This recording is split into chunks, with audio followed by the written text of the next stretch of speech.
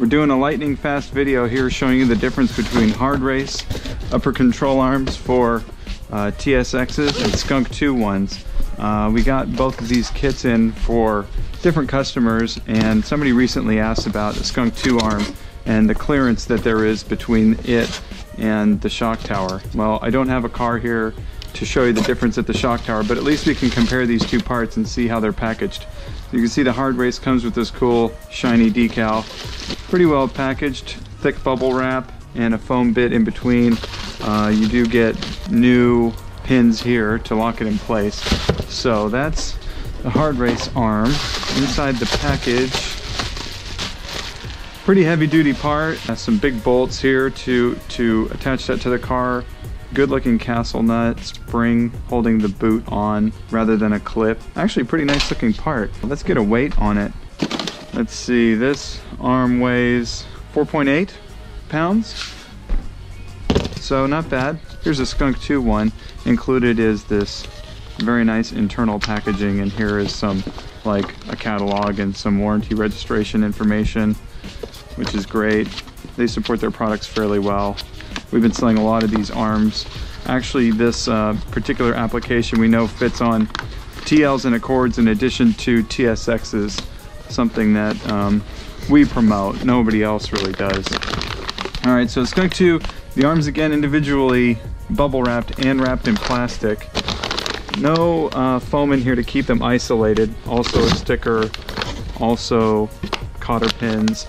What we have seen with these, and even in this box you can see, they tend to bounce around in here, and as this box is very nice, it is sort of on the weak side.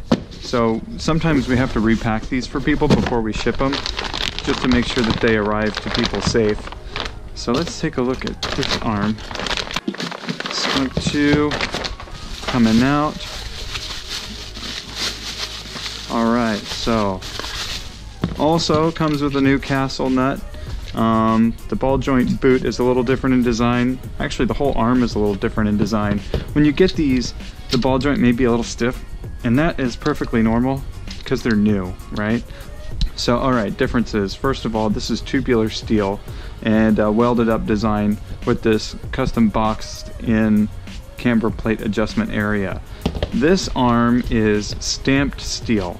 It actually has SDA in it right here, which makes us think that this might be the basis for a factory arm, which we know they're fairly strong, but Skunk2 has actually hogged out this area and put their adjustable ball joint right in there, and in doing so they've reinforced the arm with some additional gusseting. Certainly not a bad design at all. This has been very successful over time. This one we have a little less experience with, but know that it's a good part. Here you can see the bushing design is a little different.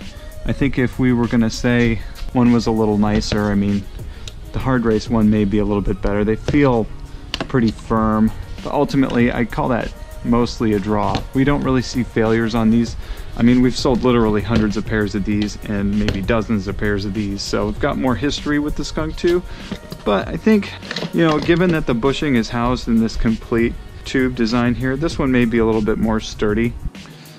So looking at the ball joints themselves, what you'll see here is that, you know, they're pretty level when we got them just here on the box. So one next to the other. It seems pretty clear that the Hardrace one is overall taller than the Skunk2, and what that's going to mean to you is there's less clearance to the shock towers. People tend to lower their cars, and when you lower the car, this arm goes up like that, and it's going to run into the top of the wheelhouse at some point. And the Hardrace one looks like it's going to be hitting sooner, mostly just because these bolts are so much taller.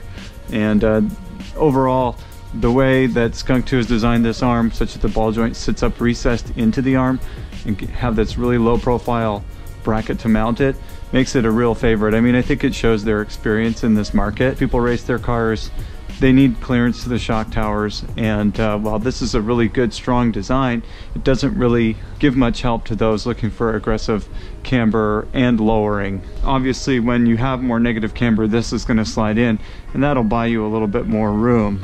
If we flip it over, we can see that the Hardrace is held on with these really large bolts versus the Skunk2 has these smaller hex head. They're not Allen bolts, right? They're hex head bolts. A lot of people feel like there's a problem with this, and we have had reports of folks saying that this will slide and these will come loose. That's because I think they're not tightening them enough. That car right there has these arms on there for many years and a couple of track days, lots of daily driving, and never come loose on me once. But you have to use a hex head bit on an actual wrench and tighten them. Like, these can go very tight. Can't do it with an Allen wrench or some IKEA hardware. Don't do that. They will come loose and slide. That is an important note there. So while these bolts are definitely more heavy duty, I don't think the ball joint base, they're both really kind of substantial, but this is going to be a harder overall grab at the sacrifice of some clearance to the shock tower. So as these go up, they'll hit the shock tower. What else do we got? I don't really want to pull the boots off to really examine these ball joints. Based on what I know about the Hardrace product, I know that these ball joints are going to be pretty high quality units. Something to note about the Skunk2s is they have this extra little bellow in the boot, and that allows for greater articulation of the boot without wrinkling. See, this gets more stretched here and more pinched here versus this one, which has a little bit more flexibility to move. These are going to deteriorate a little less over time. Definitely the choice for the slammed life car, because this is going to have a lot of articulation to move versus this one, which is going to be in a little bit more of a normal position. Ultimately, this might be a stronger ball joint. It just sort of looks a little bit bigger, not a lot. This one may be your street performance, you know, great look if you want to go lower, and also great for, you know, mild track use, but you probably could ultimately race harder on the Hardrace part than you could on the Skunk2. We weighed this one at 4 pounds and I think I said 4.8. I think this is actually 4 pounds 8 ounces. Just over 4 pounds it looks like. 4.2.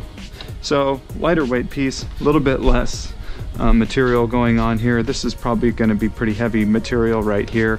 I think the only thing that we kind of wonder about this one is the strength of this here in terms of bending. Going for performance, probably here, and I think you can get these with spherical bearings here as well, which would just make it that much better of a performance part. Probably good up to about 1.5 inches, maybe 2 inches lower than stock, but anything lower than that, you're going to start smacking the inside of the shock tower with this. So there you go, Skunk2 versus Hardrace upper control arms. They're both fantastic pieces. Maybe just get a different one depending on your needs and your use.